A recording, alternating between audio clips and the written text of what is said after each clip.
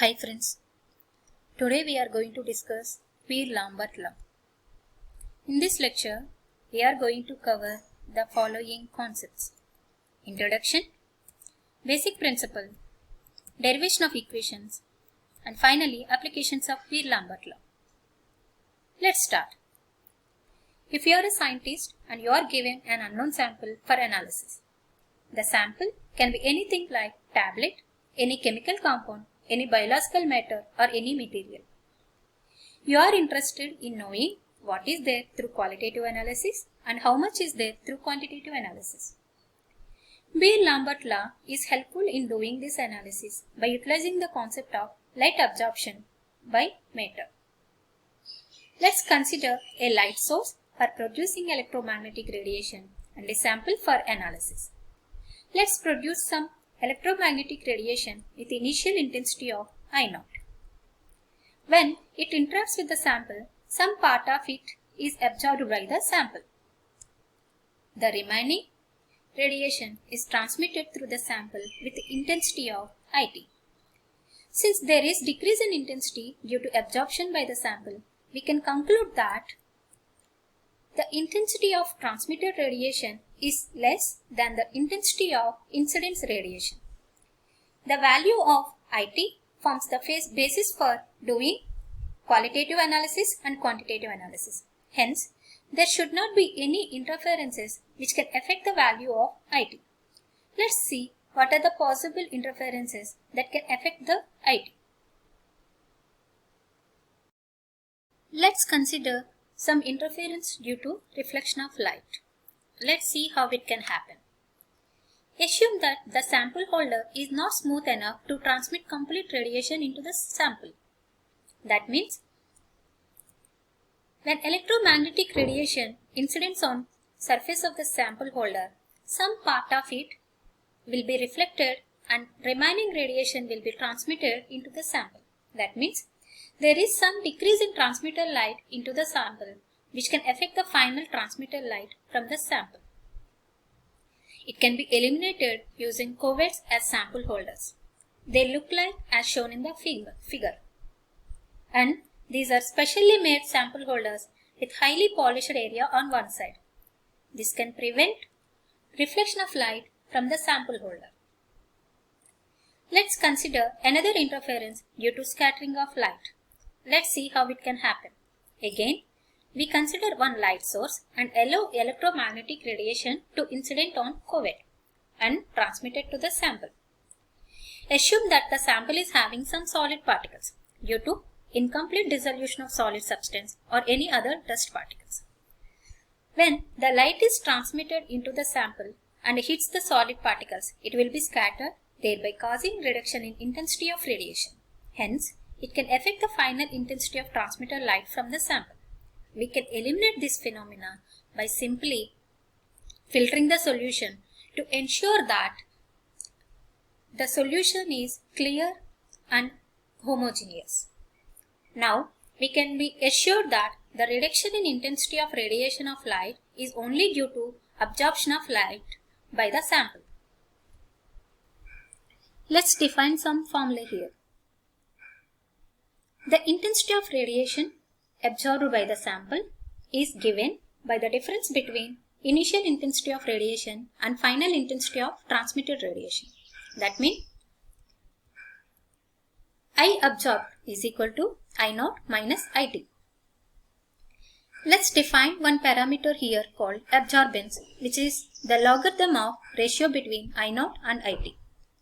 This absorbance can depend on the following factor: concentration of sample, wavelength of electromagnetic radiation, path length, which is the depth of electromagnetic penetration through the sample, and finally the temperature at which the experiment is taking place.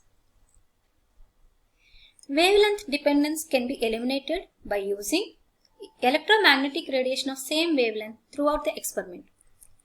Temperature dependence can be eliminated by performing the experiment at a constant temperature.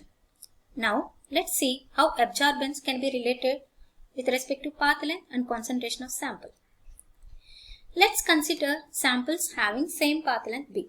The path length B can be measured as shown in the figure. Now, we are having 5 sample holders of same diameter with samples at different concentration. They are denoted as S1, S2, S3, S4 and S5.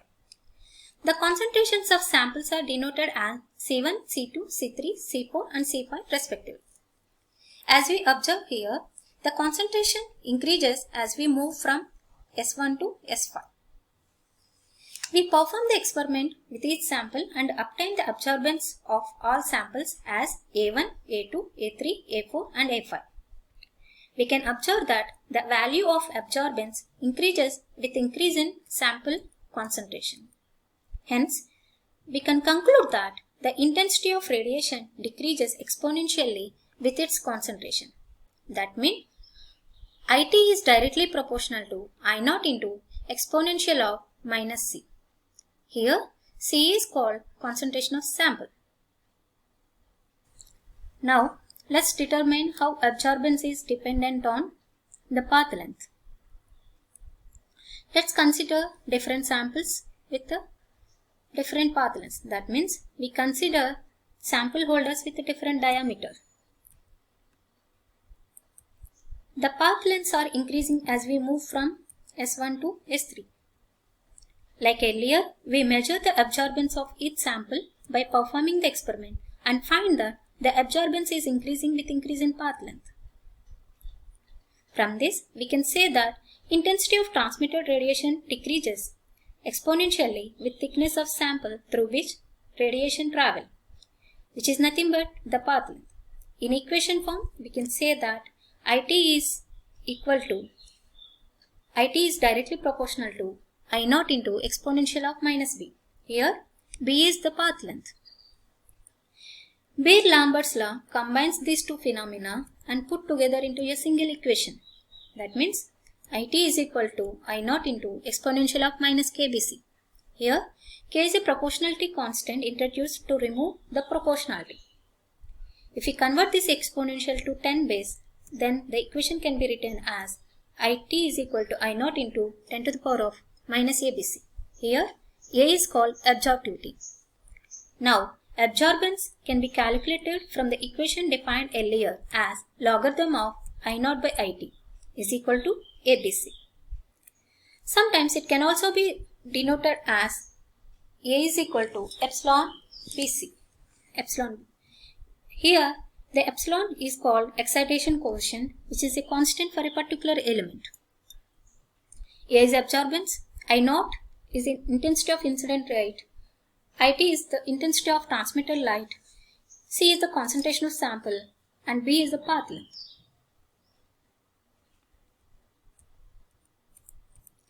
Let's define another parameter called transmittance, T, as T is equal to IT by I0.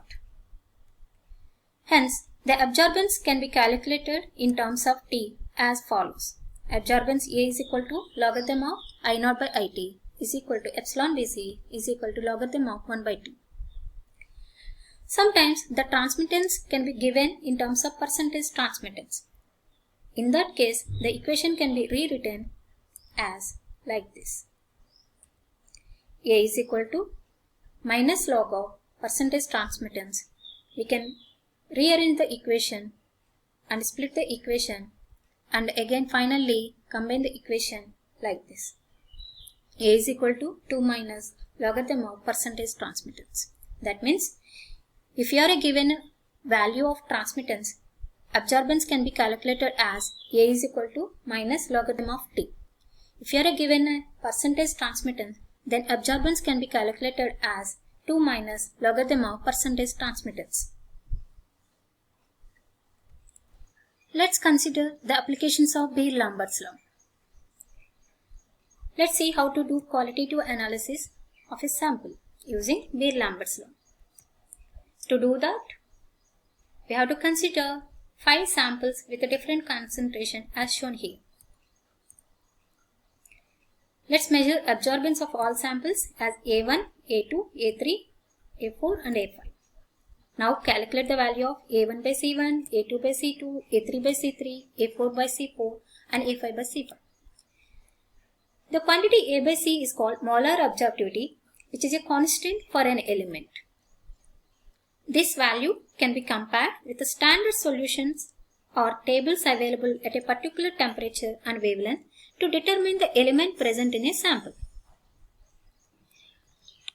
If all samples are having same A by C ratio, then we can conclude that all samples are having single element. In this way, we can do the qualitative analysis of a sample. Now, let's consider quantitative analysis using Beer-Lambert's law. To do that, we have to generate a calibration curve with the known samples. Let's consider 5 samples of known concentrations and measure absorbance values. The values are tabulated and a calibration curve is generated between A and C. It is a straight line passing through origin, as we can see from its equation. Now, if you want to analyze the sample of unknown concentration, then you can determine the value from the calibration curve by measuring the corresponding concentration from the measured absorbance value. In this way, the quantitative analysis can be done using Beer-Lambert's law. Friends, if you understand this video, please like and share and subscribe to my channel for more interesting videos. Thanks for watching.